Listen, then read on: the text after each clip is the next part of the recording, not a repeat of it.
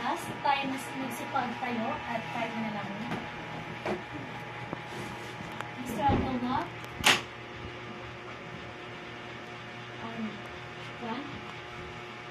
So, magandang hapon sa inyong lahat, aking muting mag-aral.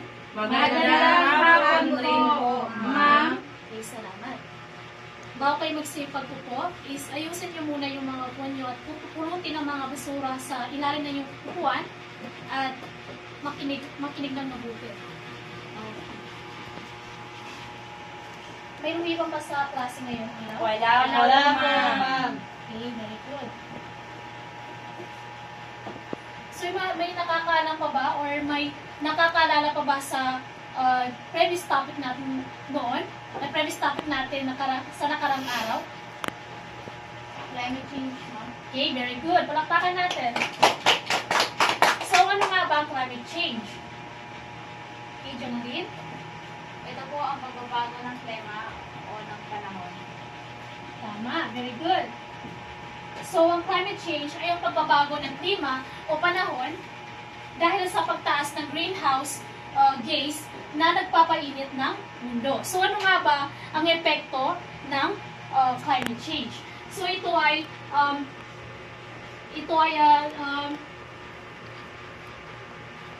tumataas or nagpapakalat ng sakit sa mga tao. Okay? So, saan nga ba nanggagaling ang climate change? Or saan ba nagsisimula ang climate change? So, nagsisimula ang climate change sa gasolina, paggamit ng gasolina sa pagmamaneho at paggamit ng carbon sa pagpapainit ng mga gusali. So, ngayon, dadako naman tayo sa ating paksa ngayong araw. Bago tayo dumako, may papakita ko sa inyo isang larawan at ipapaliwanag niyo sa akin kung ano yung idea ninyo sa larawan na ipapakita ko sa inyo.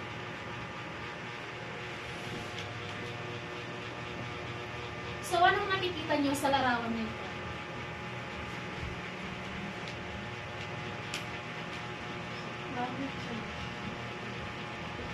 Okay, Miss Janine? Mga nangyayari po sa tuwing babago-bago po yung panahon sa ating bansa. Okay, very good. So, makikita natin dito yung El Nino, pagputok ng bulkan, bagyo, paparating na bagyo, ipo-ipo, at ang tinatawag na storm surge.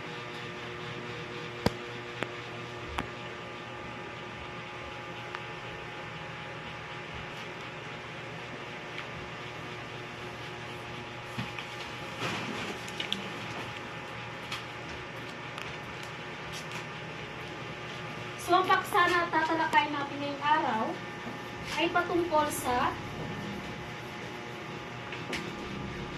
mga isyong pangkapaligiran at pang-ekonomiya. tama, mga isyong pangkapaligiran at pang-ekonomiya. So, isa sa mga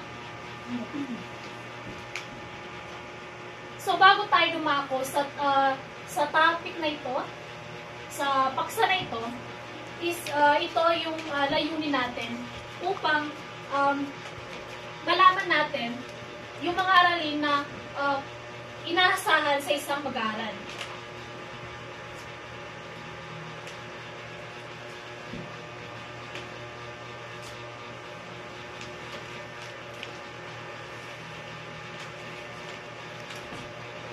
So, ano nga ba ang mga aralin na inaasahan sa isang mag-aaral? Miss Dama, pakibasa. Layunin. Pagkatapos ng aralin ito, ang mga mag-aaral ay inaasahan na ipaliliwanag ang kahulugan ng kalamidad at natatalakay ang iba't ibang uri ng kalamidad. Okay, very good. So, isa sa mga uri ng mga isyong pangkapaligiran at pang-ekonomiya ay tinatawag nating kalamidad. So, ano nga bang kalamidad? Miss Alibay? Ang kalamidad ay tumutukoy sa pangyayari o kaganapang nagdudulot ng malaking kapinsalaan sa mga tao at komunidad na natatamaan nito.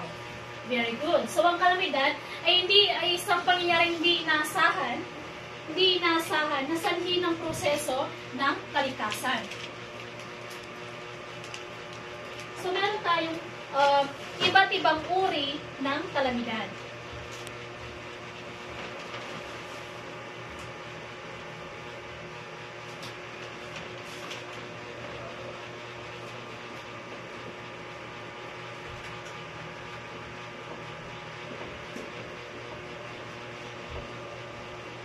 Miss Kumili, pakibasa nga.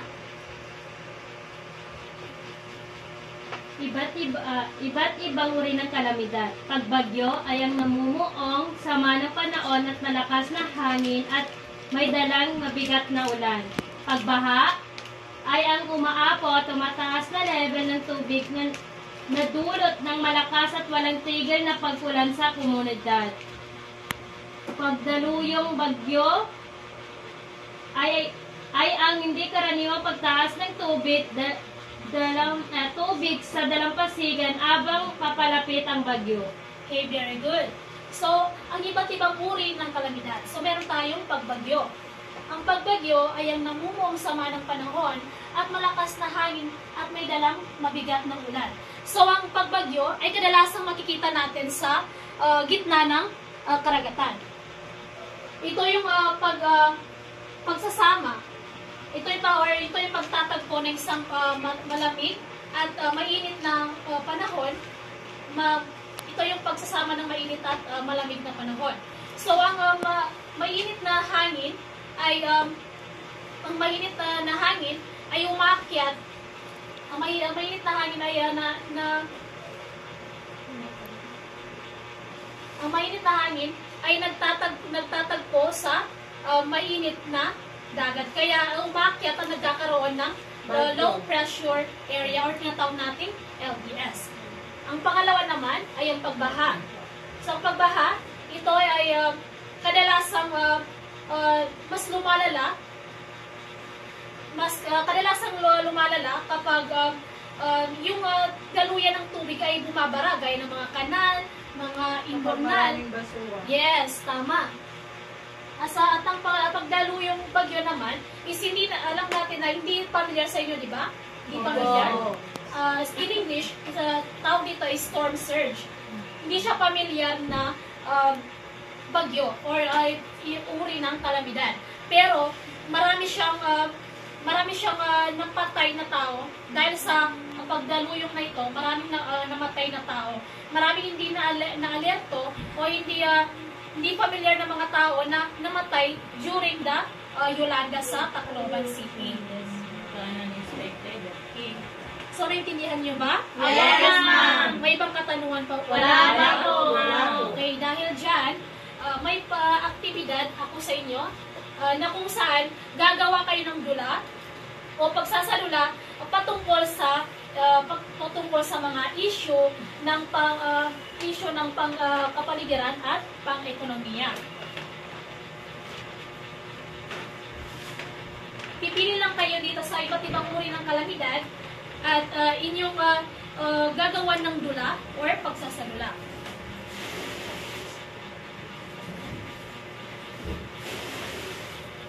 Okay, tapos na ba? Yes, Okay, very good. So, ngayon naman is dumako naman tayo sa pagtataya.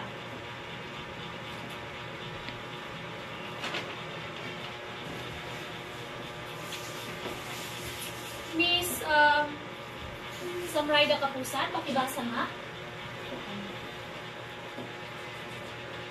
Pagtataya.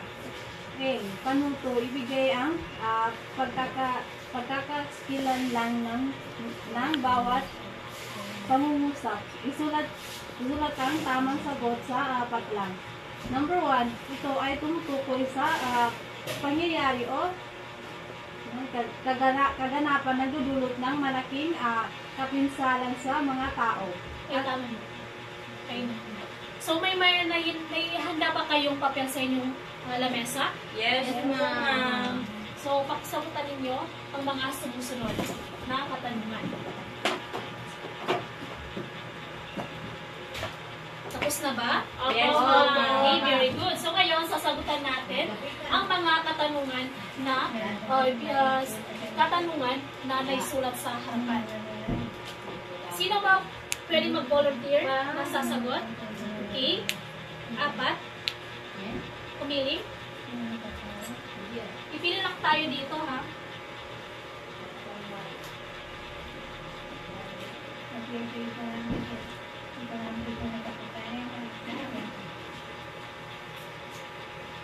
Okay, number 2. Sinong gusto sumagot? Number 2. Hindi ko alam. Ma'am. Yunalin. Okay, very good. Very good.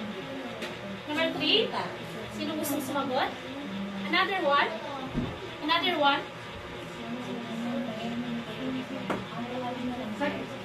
Mama. Discussing.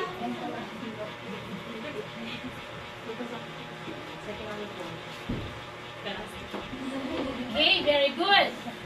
So, pang-4, sino gusto sumagot? Okay, mas tama. Okay, tama ba ang mga sagot sa harapan? Opo! Okay, very good. Huwag kang nagkilig masyado. Nagkilig na mabuti, ha? So, ngayon naman, dahil nagkilig kayo at nakikita ko yung potential sa pagiging good student nyo, is may papagawa ko sa inyo sa takdang aralin.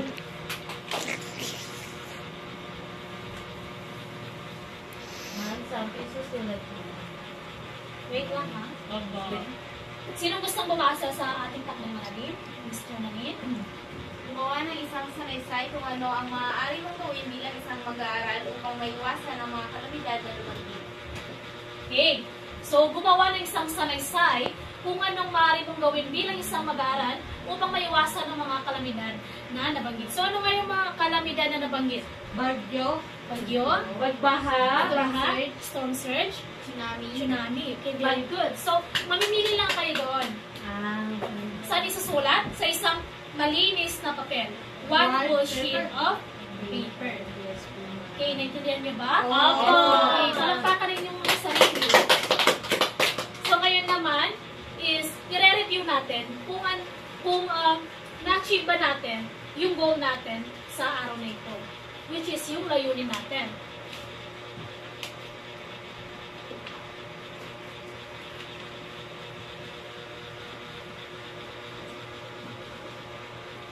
So, naipaliwanag ba ang kahulugan ng kalamidad? Opo. Yes, po. Okay, very good.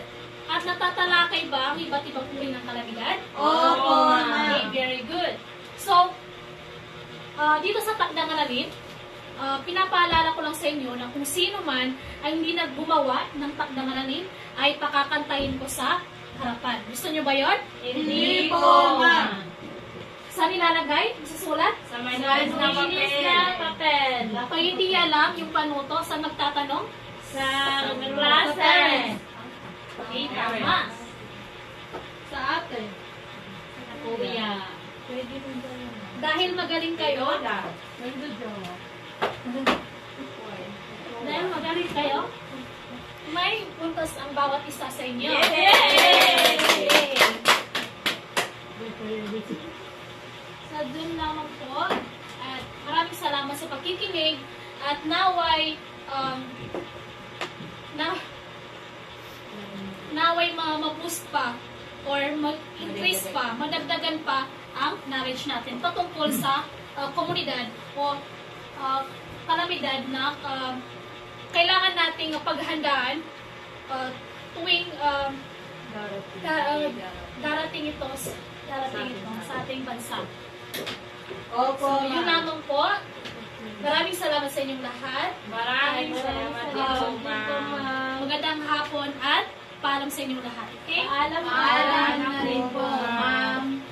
Thank you po. Daghang salamat, ma'am. Daghang salamat, ma'am. Salamat. Ang ganda niyo, ma'am. Ang samila.